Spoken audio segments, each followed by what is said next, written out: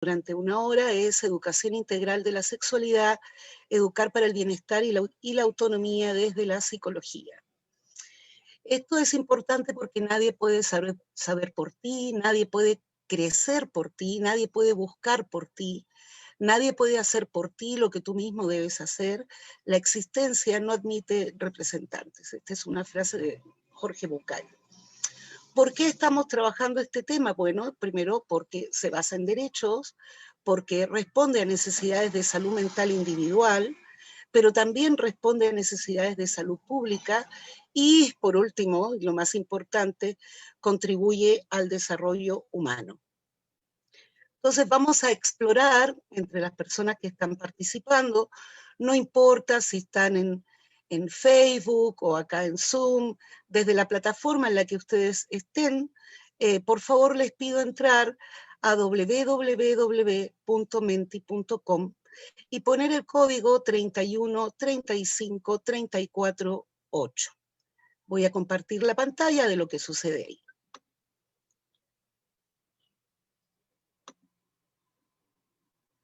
Entonces, vamos a poner acá, presentar.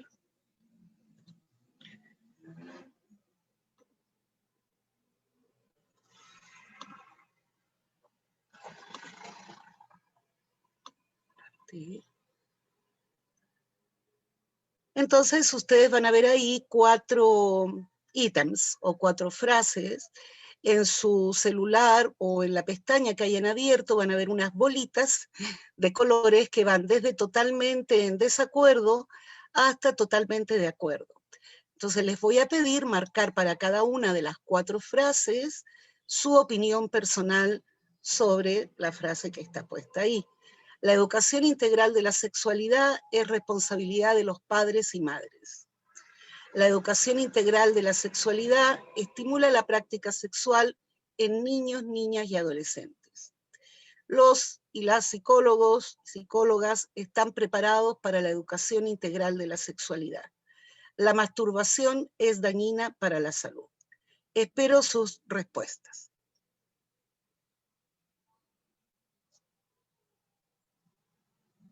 Acá arriba está la dirección y acá el código.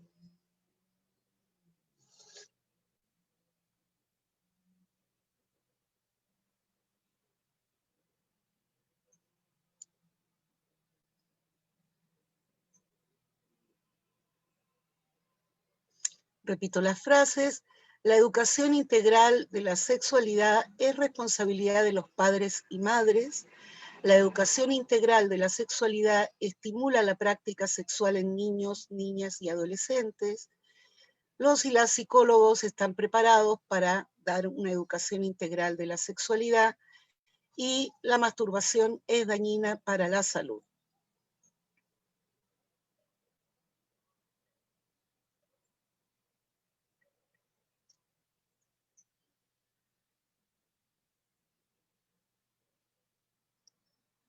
Pueden participar desde cualquier plataforma en la que ustedes estén viendo esta conferencia, incluso desde su celular.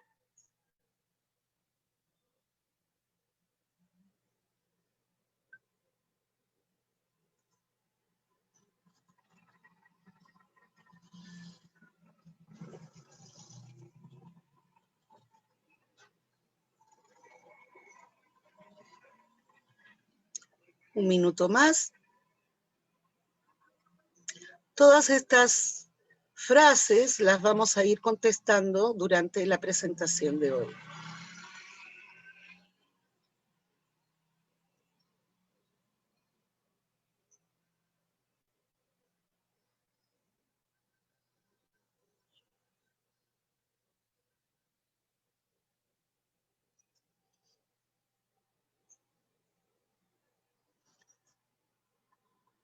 Bien, como ustedes pueden apreciar, una buena cantidad de participantes el día de hoy considera que la EIS es responsabilidad de los padres y madres. Vamos a ir analizando un poco más sobre eso.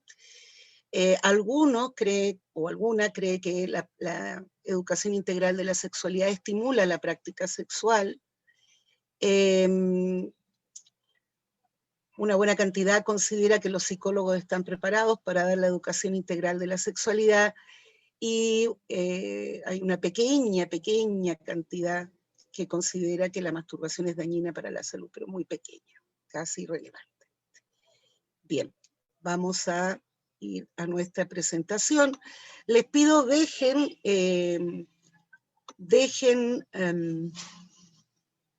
la conferencia, o sea, dejen el link de las consultas, porque hacia el final de la conferencia vamos a volver a hacer un par de preguntas más.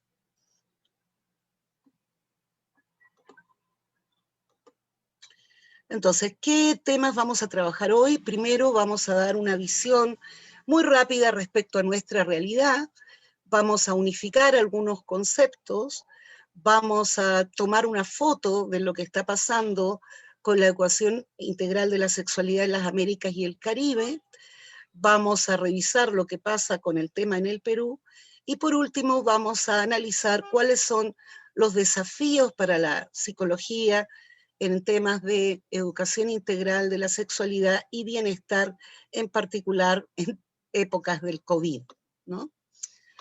En el caso de nuestra realidad, tenemos actualmente en el Perú 8.9 millones de hogares, se proyecta al 2030 para 10 millones. El 38% de los hogares son de parejas con hijos, el 24% es de familias extendidas, es decir, que incluye tíos, tías, abuelos, el 12% es monoparental, solo el papá o la mamá, el 12% unipersonal, personas viviendo solas, el 9% parejas, y el 5% sin ningún tipo de núcleo familiar, ¿no? O sea, viven en comunidad. En cuanto a la presencia en los segmentos de hogares, tenemos hogares que tienen alguna mujer, el 92%, con algún hombre el 89%, con menores de edad el 57%, con adultos mayores el 40%, con niños de hasta 5 años el 27%, solo mujeres 11% y solo hombres el 8%. La mayor parte de nosotros pertenecemos a los sectores E y D. ¿Qué significa eso? Ingreso promedio en el hogar entre 1.300 y 2.400 soles, y que la mayor parte de esos ingresos se van al gasto mensual. Solamente el 2% de las personas viviendo en el Perú tienen un ingreso superior a los 12.000 soles y tienen capacidad de ahorro de por lo menos el 40% de los ingresos. El número de ambientes en la vivienda, la mayor cantidad tiene entre 2 y 3 ambientes, con piso de tierra, calamina, fibra de cemento o similar. El sector A, que es el que más ingresos tiene un promedio de 5 ambientes. ¿Cómo afecta esto en términos del COVID? Bueno, cuando tú dices quédate en casa, es bien diferente quedarse en una casa de una sola habitación a una que tiene 5 ambientes en términos de salud mental. Esta es la exposición a medios en personas adultas jóvenes antes de la cuarentena. Obviamente esto se ha incrementado de acuerdo a la capacidad adquisitiva durante la cuarentena. Es importante el porcentaje que usa videos en redes sociales, 73%.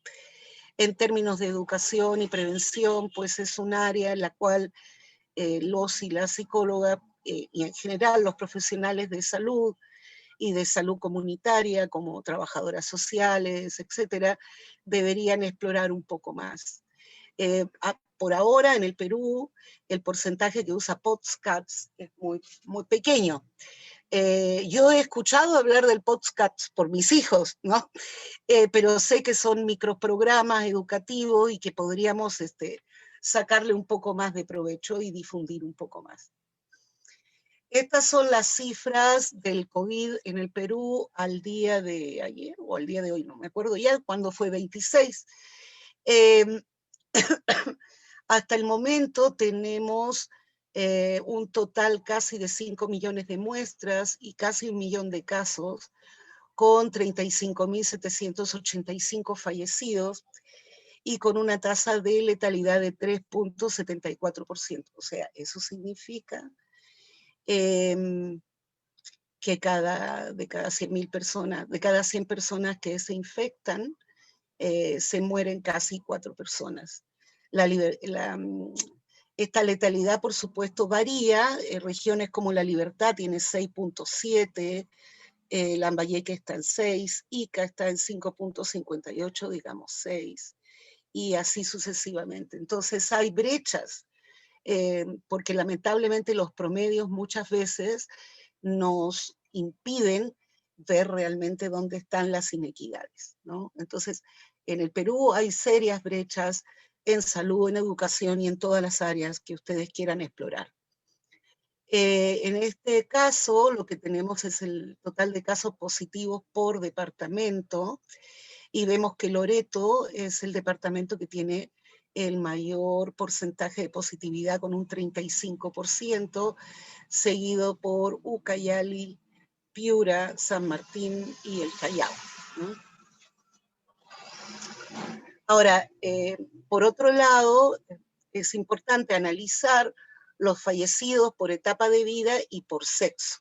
Traté de sacar una tabla el día de hoy, pero no me aparece hombres y mujeres como aparecía hasta hace un par de días atrás.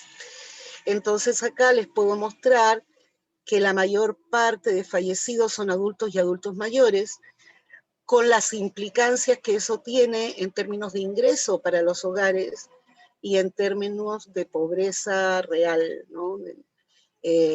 No pobreza monetaria, que también son problemas, sino pobreza real, es decir, la falta de capacidad de acceso a servicios de salud, educación, alimentación, etc.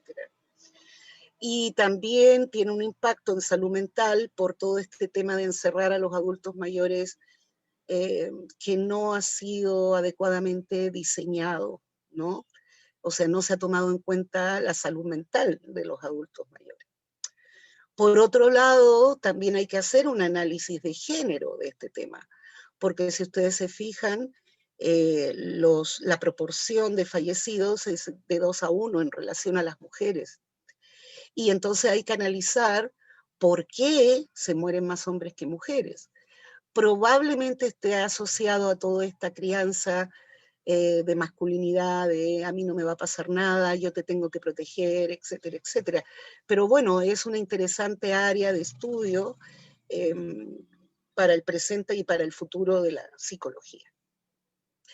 En cuanto a educación, nosotros vemos que en zonas rurales, por ejemplo, solo 13 de cada 100 estudiantes de primaria comprende lo que lee.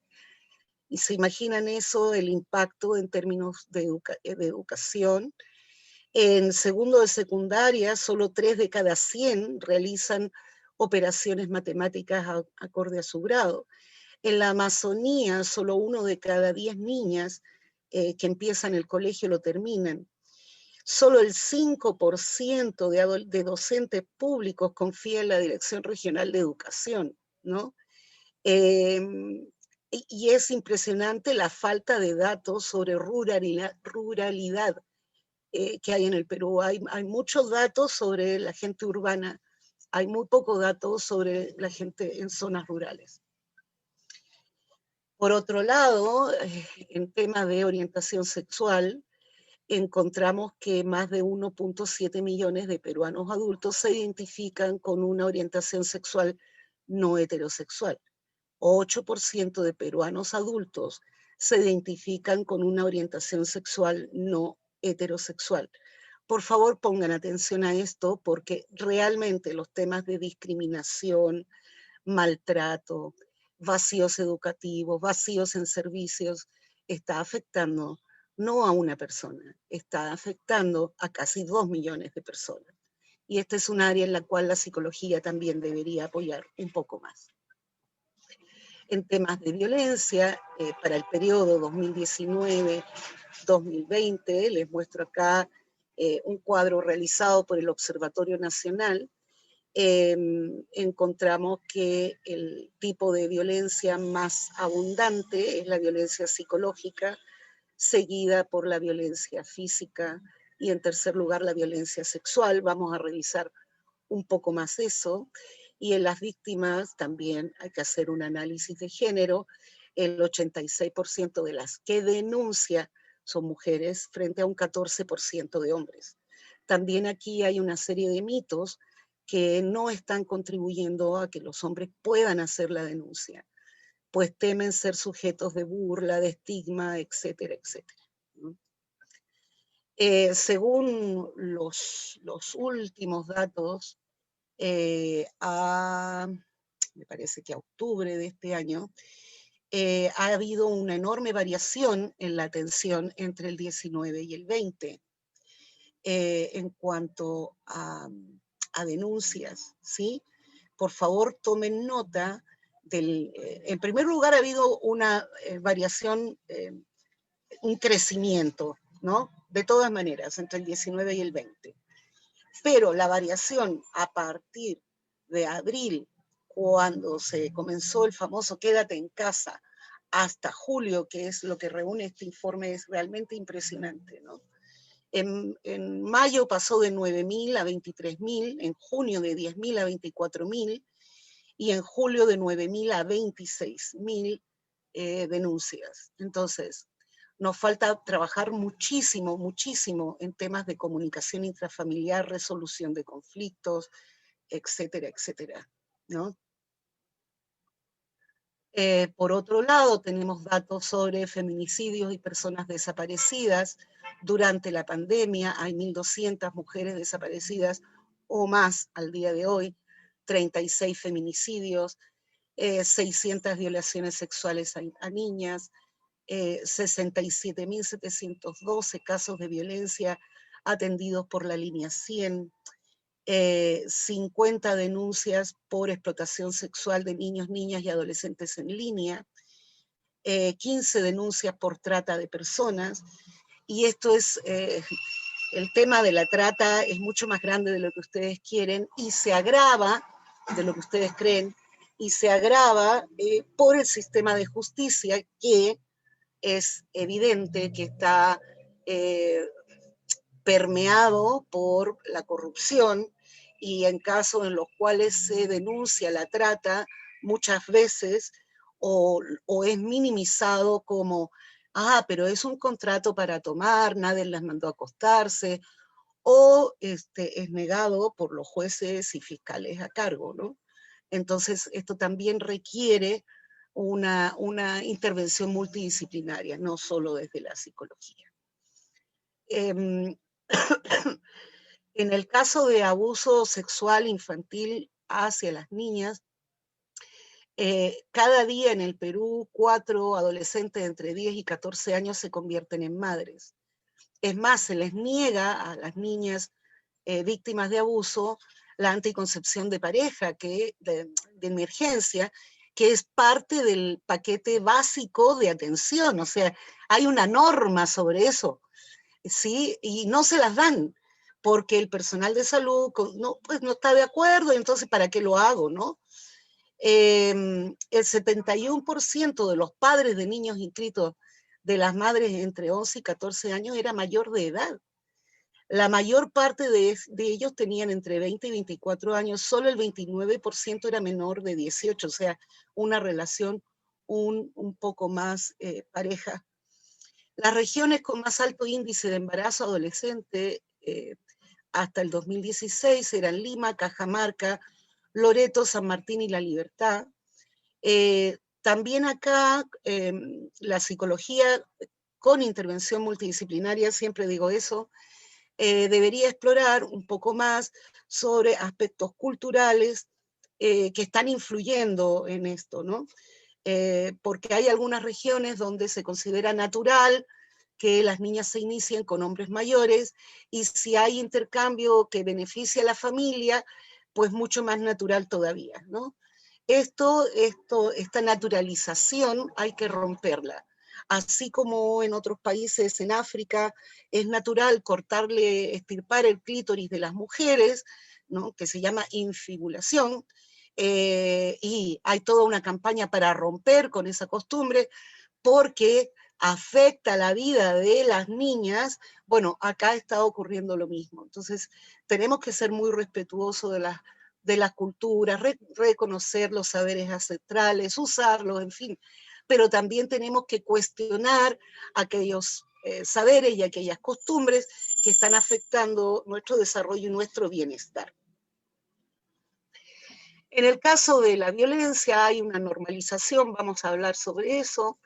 El Ministerio de Educación tiene una página que se llama Sí se ve, que analiza los tipos de violencia. Últimamente han incluido también, tengo entendido, la violencia homofóbica, no figura en el gráfico. Hasta el 2019 figuraba por tipo de centro educativo. Vemos que la violencia en centros privados es abismalmente menor que en centros públicos. Este año ya no aparece ese gráfico. La violencia del personal de los centros educativos hacia escolares y entre escolares, no hay prácticamente diferencia, está alrededor de 50% cada una. La diferencia entre hombres y mujeres en ejercicio o víctima de violencia, tampoco hay mucha diferencia, está en 50%. La diferencia por grado sí varía un poco, en primaria es un poco menor que en secundaria y hay casos de violencia en inicial. Por tipo de violencia, el mayor porcentaje lo tiene violencia física, el segundo lugar psicológica y en tercer lugar sexual, lo cual es grave porque si comprendemos o analizamos que hay niños, niñas y adolescentes que en sus hogares son violentados, la escuela, que debería ser un espacio seguro, bajo ningún concepto debería ser un espacio de ningún tipo de violencia, pero particularmente la violencia sexual. Les decía que hay una normalización de la violencia. El 48% de niños y niñas justifican la violencia, los adolescentes un poco menos. Me agreden porque desobedezco, el 70%, porque hago cosas prohibidas, el 24%, porque falto el respeto, el 18%, porque saco malas notas, el 10%. Todas esas cosas, digamos, los niños y niñas justifican que les peguen por eso. De hecho, hace un par de años se hizo un análisis sobre la legislación existente en este tema, y en el Caribe habían sacado una ley que prohibía la violencia, y los padres y los chicos hicieron un petitorio para que el castigo físico en las escuelas volviera. O sea, a ese nivel hemos normalizado la violencia. Y este es un campo en que todas las profesiones, pero en particular la psicología, debería trabajar un poco más. En cuanto a salud sexual y reproductiva, hay muchísimo, muchísimo que decir. Siempre se habla de los promedios, no se hace un análisis a profundidad de las brechas que existen por ingreso económico, por lugar de vivienda, por ruralidad, etcétera. Es muy, muy poco ese análisis y es muy poca la inversión que se hace también para tratar de cerrar esas brechas. Solo quiero que nos concentremos en esto. La primera columna figura el quintil con menores ingresos económicos y, con menores ingresos económicos, y en la última los con mayor ingreso económico. Si nos fijamos acá, las adolescentes que están en situación de pobreza o pobreza extrema, el 19.2% está embarazada de su primer hijo, una de cada 5 chicas. El 5.7% ya son madres. Mientras que las que tienen mayor acceso económico y por lo tanto acceso a servicio, educación, etc., el 2.3% está embarazada de su primer hijo y el 0.9% ya son madres. Podríamos plantear como hipótesis incluso que acá hablamos de un embarazo deseado o planificado, mientras que acá hablamos de un embarazo no deseado. Es una hipótesis, ¿no? En temas de salud mental en el Perú tenemos una crisis, actualmente una crisis irónicamente producida por el mismo Estado, ¿no? Se sacó hace poco la ley de salud mental.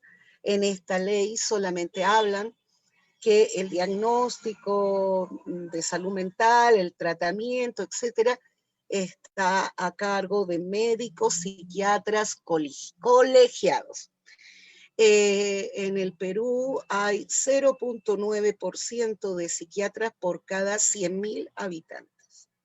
Déjenme decirles que psicólogos hay un poco más.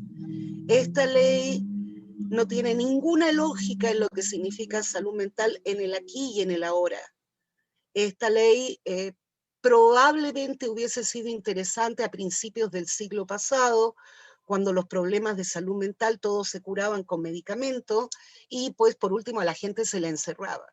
Con una visión comunitaria de la salud mental intervienen todas las profesiones, en particular la psicología, porque dedicamos entre 6 y 14 años a la formación en un área específica, que es la psicología de la gente, ¿no?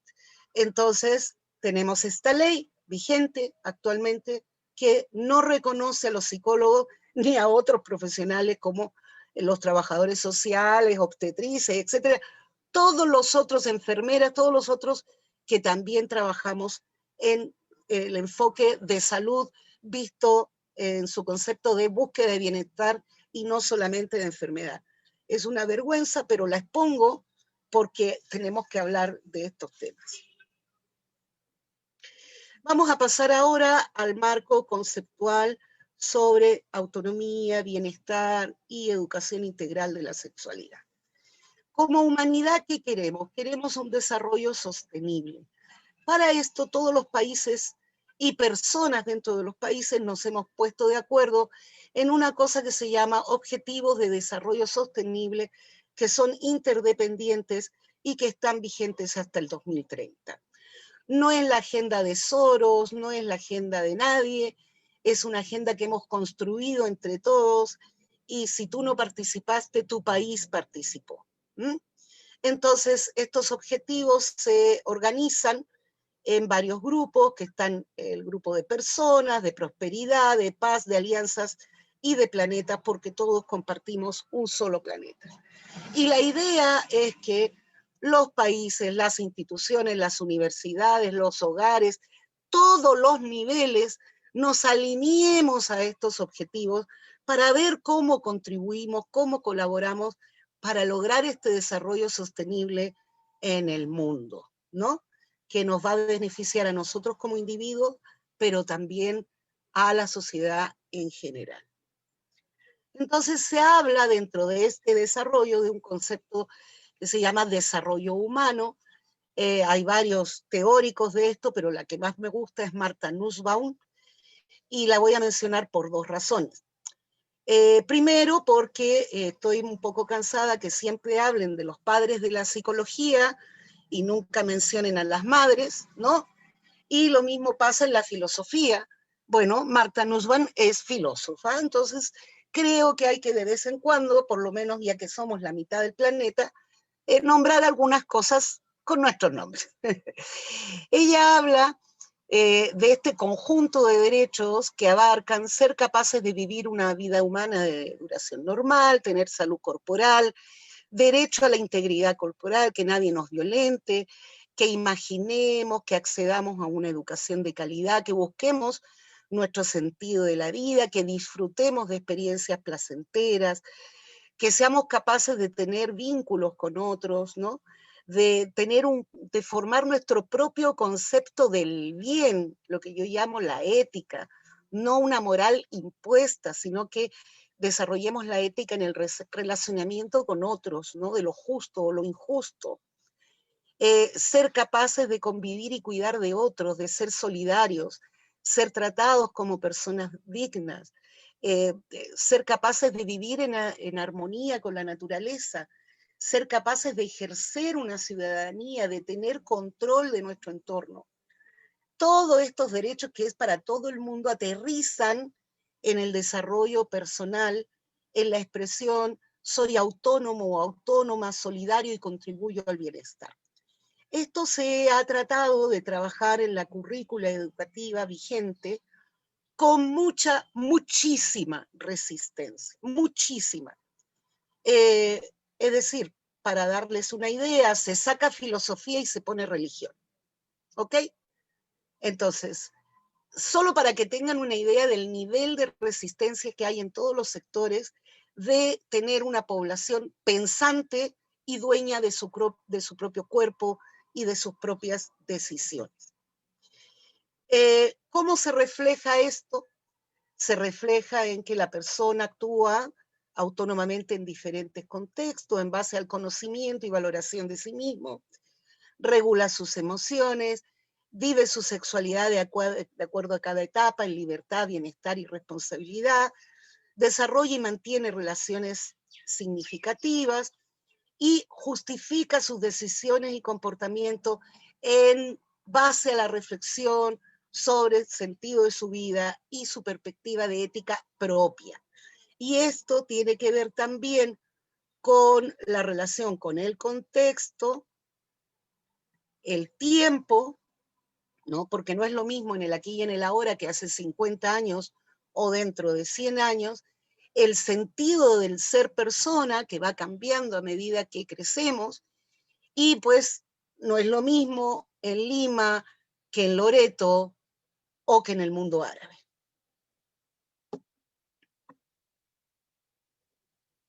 Vamos.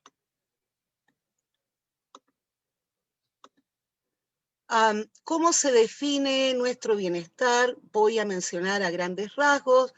El primer elemento es la autoaceptación, todo lo que es autoestima, autoconocimiento, autovaloración, etc. El segundo es tener relaciones positivas, que es fundamental para la salud mental, tener empatía, comunicarse apropiadamente, tener un dominio del entorno, involucrarse para el cambio personal y social.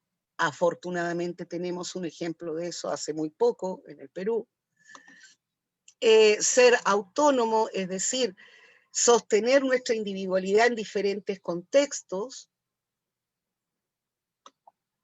tener capacidad de agencia personal, tener un propósito en la vida y tener condiciones que nos permita seguir creciendo, desarrollar nuestro pensamiento creativo, comprometernos con nosotros mismos y tener sensación de logro, ¿no?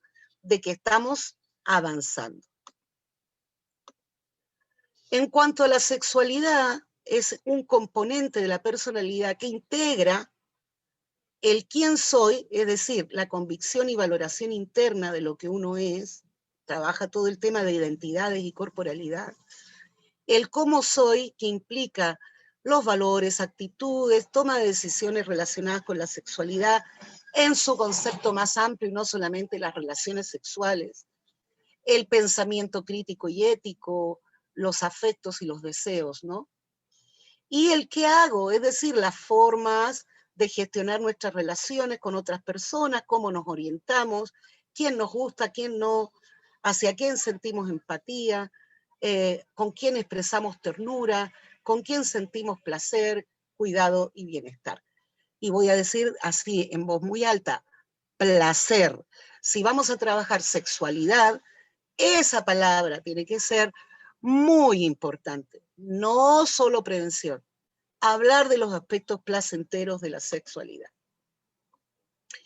UNESCO y otras organizaciones de las Naciones Unidas sacaron hace poco una actualización de las guías internacionales para la educación integral de la sexualidad. Hay una serie de conceptos ahí muy importantes para quienes quieran trabajar este tema. Les voy a mencionar solo 3 en este caso. La sexualidad se refiere a la persona y a los significados sociales que se le atribuyen. Por eso es importante analizar todo el contexto cultural y social de la sexualidad en cada lugar. Las expectativas que rigen el comportamiento sexual varían ampliamente en todas las culturas. Algunas conductas son aceptables, otras no.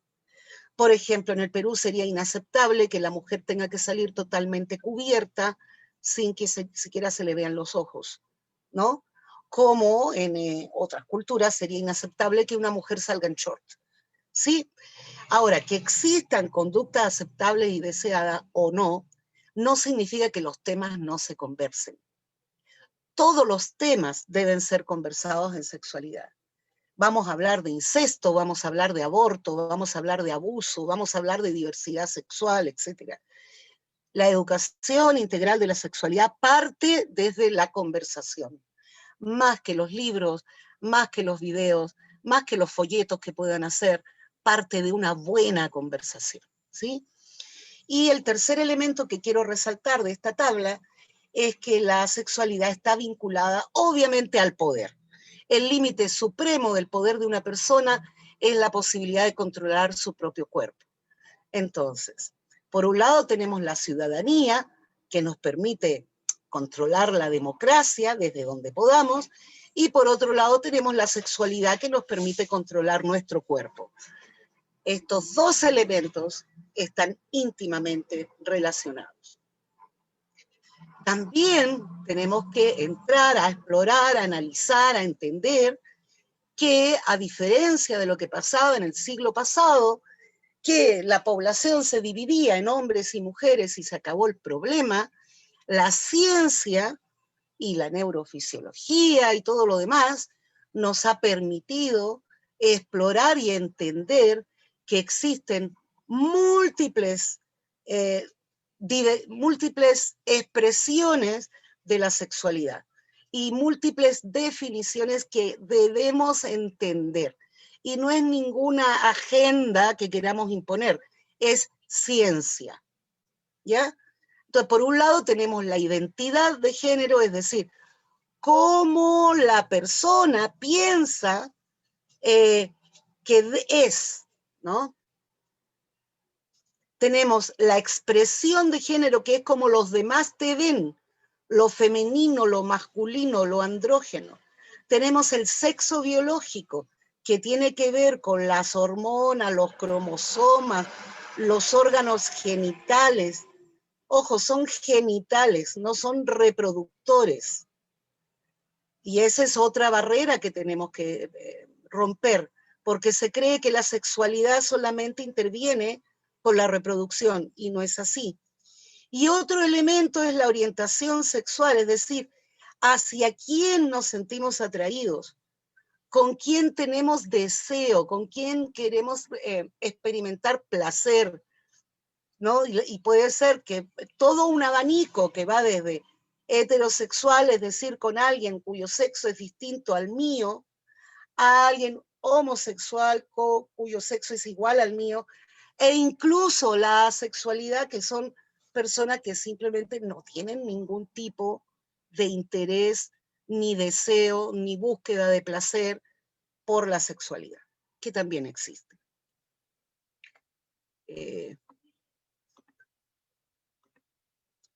Entonces, acá... Perdón, en el entusiasmo me salí. Vamos acá. Y sigamos acá. Por otro lado, tenemos el tema de los derechos sexuales. En los 90, en el siglo pasado, se reconocieron en el Cairo los derechos reproductivos. Los derechos sexuales han tenido un poquito más de tiempo.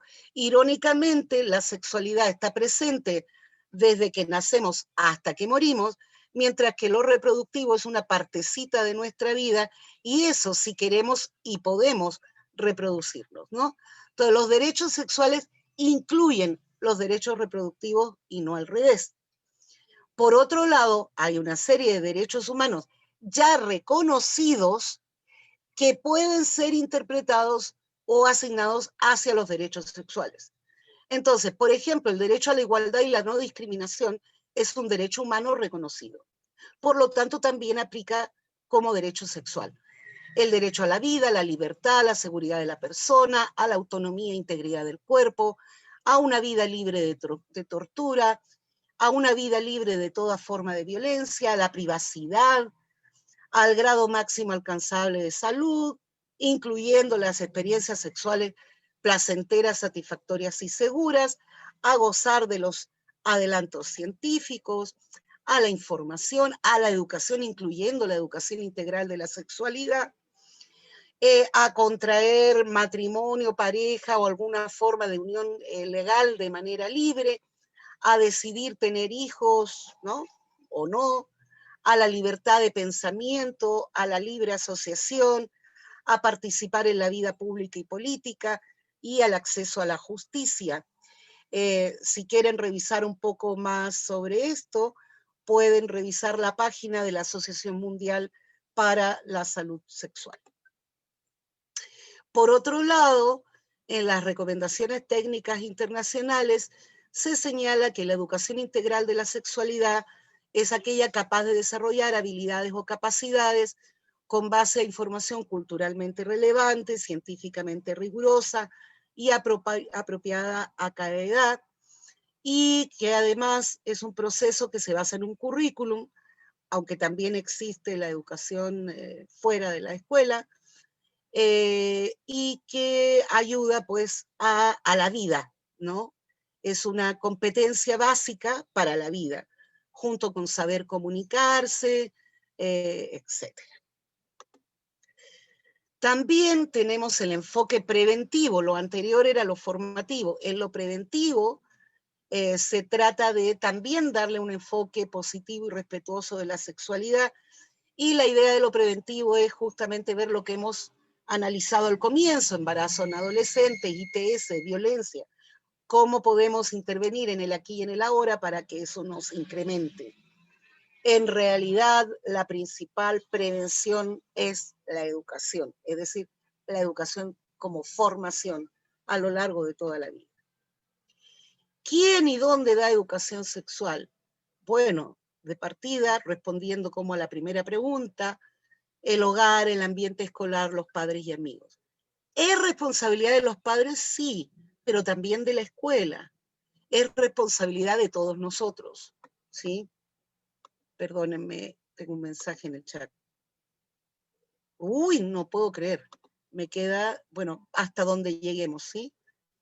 Me avisa, me manda un chat, por favor, cuando quede 5 minutos para la encuesta, ya para hacer la encuesta final. Le agradezco. Entonces, la educación integral de la sexualidad se da en diferentes espacios y contextos y recibe presión de diferentes espacios y contextos, y lamentablemente muchas veces los mensajes son contradictorios, que es algo que deberíamos revisar.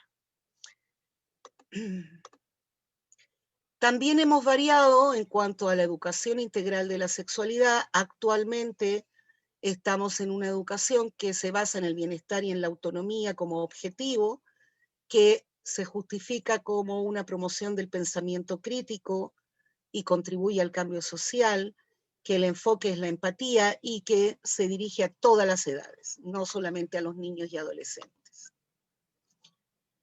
En las Américas hay diferentes niveles de desarrollo. Los países que están en verde son aquellos que tienen un mejor análisis, un mejor desarrollo. Los países en rojo son aquellos que tienen un desarrollo menor. Lo mismo ocurre en el Caribe. Como les digo, está este documento de orientaciones técnicas internacionales sobre educación de la sexualidad que ustedes pueden explorar para tener más información. En el caso del Perú, la ACE está dentro del currículum, está definida como tal, abarca la mayor cantidad de aspectos y se trabaja tanto en tutoría como en los cursos de personal social, etc. Hay una historia de la educación sexual en el Perú. Por ejemplo, el enfoque de género ya ha estado incluido desde el 85, y sin embargo en el 2019, entre el 2017 y el 19, ha tenido toda una campaña en contra. Trabaja 4 elementos en relación al bienestar: la comodidad con el cuerpo, el pensamiento crítico, el autocuidado y las relaciones equitativas, ¿no? Hay todo un un programa, gracias por avisarme, hay todo un programa de evaluación de esas competencias, y hay materiales para trabajarla, materiales que son bastante buenos, de desarrollo personal, ciudadanía y cívica. Acá vemos, por supuesto, quienes se oponen a que haya educación sexual, a qué extremos han llegado, sin siquiera revisar esos materiales. Por ejemplo, yo que sí los revisé, todos los de secundaria, la palabra masturbación solo se menciona 5 veces y nada en el contenido, y estos son materiales para adolescentes, no se habla de masturbación. La palabra beso solo se menciona 4 veces, y en primaria como, en primer grado de secundaria como ofensa. La palabra placer solo se menciona 3 veces, mientras que, para darles una idea, la palabra moral se menciona 178 veces. O sea, han tenido muchísimo cuidado en hacer estos materiales, tanto cuidado que la sexualidad casi es inexistente, ¿no? Y aún así hay estos grupos que se oponen sin siquiera leer, ¿no? Y, por supuesto, retrasan la educación en el Perú.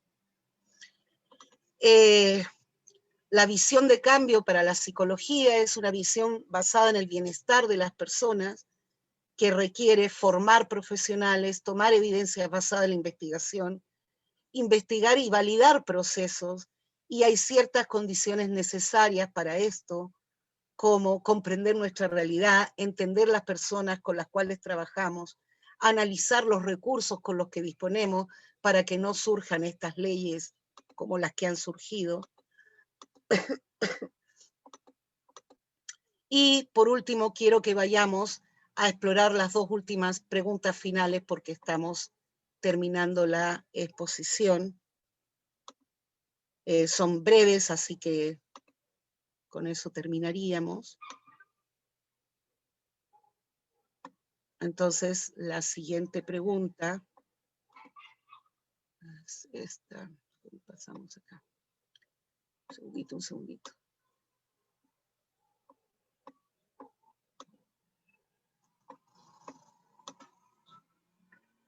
Presentar. Entonces, aquí les voy a pedir, en la misma dirección que usamos antes, que digan en 3 palabras lo que deberíamos hacer, quienes somos profesionales en estos campos, para dar ACE. Solo 3 palabras.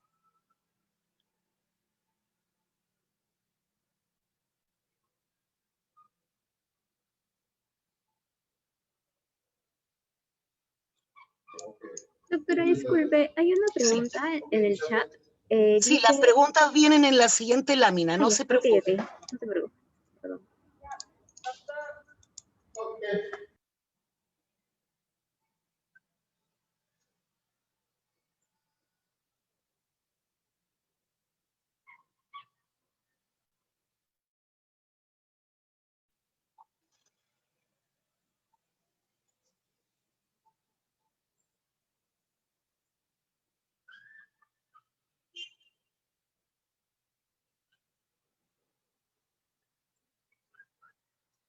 Ok, por favor les pido, vayan a www.menti.com, usen el código 31 35 34 8 y pongan ahí 3 palabras de lo que deberíamos hacer antes de intervenir en educación integral de la sexualidad.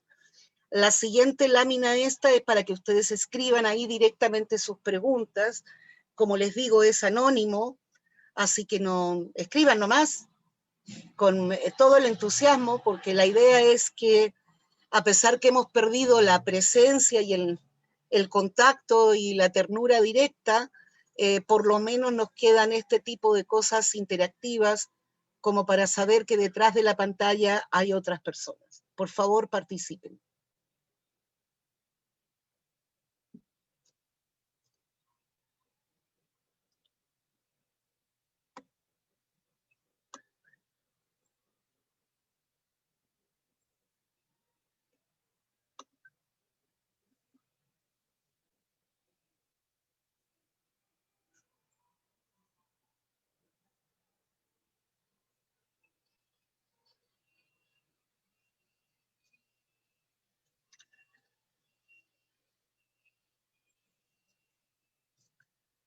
Bueno, los participantes mencionan que es importante, antes de trabajar en ACE, comprender la misma, ¿no? Capacitarse sobre la misma, investigar sobre qué está pasando en nuestra realidad. El comprender va ganando, el investigar va ganando. En general, las tres que más se mencionan son investigar, comprender y capacitarse. Surge una importante acá, que es el de la reflexión. El tema de la reflexión lo trabajamos en el taller sobre este tema que se hizo ayer. Y vamos a ir ahora, les agradezco que hayan participado con esto, vamos a ir ahora a la pregunta, a las preguntas o comentarios. Por favor, escríbalas directamente en la pantalla, ¿sí? No en el chat. Pueden comentar o preguntar.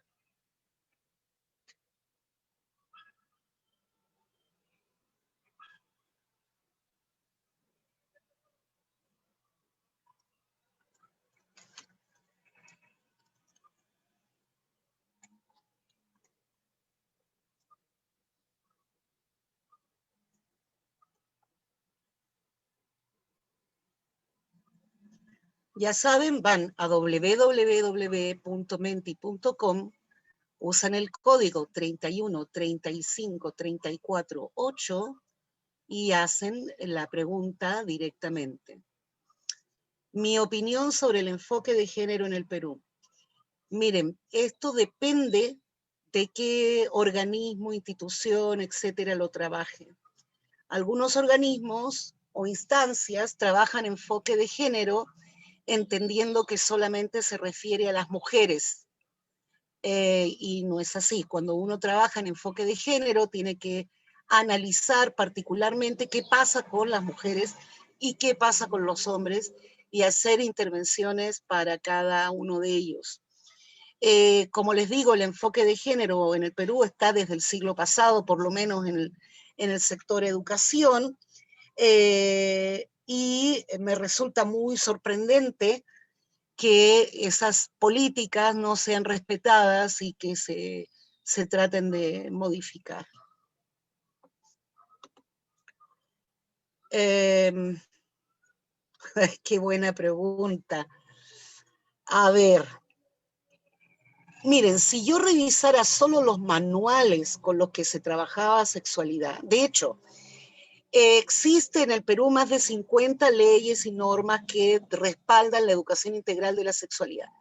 Uno de ellos son los lineamientos que están vigentes, que son desde el 2008. Durante todo el año anterior se han estado trabajando la actualización de los lineamientos. Hasta el día de hoy no han sido aprobados.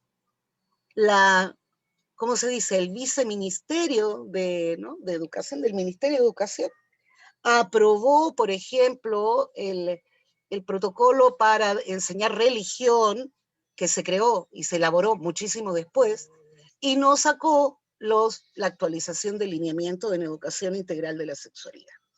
Entonces, ¿hay docentes que conocen? Sí.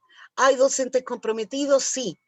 Pero también hay muchísimo, muchísimo temor, agravado por la actitud de algunas personas de no respaldar abiertamente la educación integral de la sexualidad, y es más, en muchos casos se ha castigado a aquellos docentes que han contribuido, por ejemplo, en la elaboración de estos libros, que como les digo, de sexualidad no tienen nada, y sin embargo hay algunos de estos especialistas que están en procesos legales, ¿no? Gracias a Con mis hijos no te metas, y la incapacidad de las autoridades de tomar las decisiones que corresponden, ¿no? Bueno, honestamente, primero, la honestidad, ¿no? Para trabajar de sexualidad con púberes y adolescentes, la honestidad, decir cuando uno no sabe algo, no inventar cosas, no bajar el lenguaje, oye, mira el pajarito, no, hacer un juego con ellos de qué lenguaje se usa, pero en realidad usar el lenguaje que se debe usar, y escuchar, principalmente escuchar, porque ustedes van a descubrir cosas que realmente ni se imaginan. Nosotros estamos planeando desde el escritorio, ellos lo están viviendo, entonces es importante escuchar qué pasa, qué sienten, qué creen. ¿Mm? Veamos si hay alguna otra pregunta. Perfecto. Hay una serie de programas para trabajar con niños sobre sexualidad. Bueno, obviamente en preescolar no se les dice, ay, hoy día vamos a hablar de sexualidad. No, pero se trabaja, por ejemplo, las partes del cuerpo, se trabaja la intimidad, se trabaja el afecto, cómo expresar el afecto, quién te puede expresar afecto. En realidad, esto es la base, por ejemplo, para enseñar a prevenir el acoso y el abuso sexual, ¿no? O sea, si no quiere, no la toques. Ese tipo de mensajes breves, simbólicos, se deben trabajar tanto en la casa como en el hogar. Con todos, a todas las edades, el tema del autoerotismo, el tema de tocar su cuerpo, por favor, no decir, no te toques, sino decir, eso te, digamos, si te vas a tocar, hazlo en privado, porque los demás que están acá se sienten un poco incómodos de tu libertad, en fin. Hay diferentes mecanismos para trabajar eso. No sé si hay alguna otra pregunta. Ok, entonces vámonos a la presentación.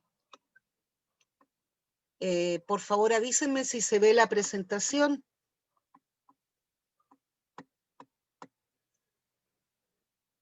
La presentación en PowerPoint, avísenme si se ve.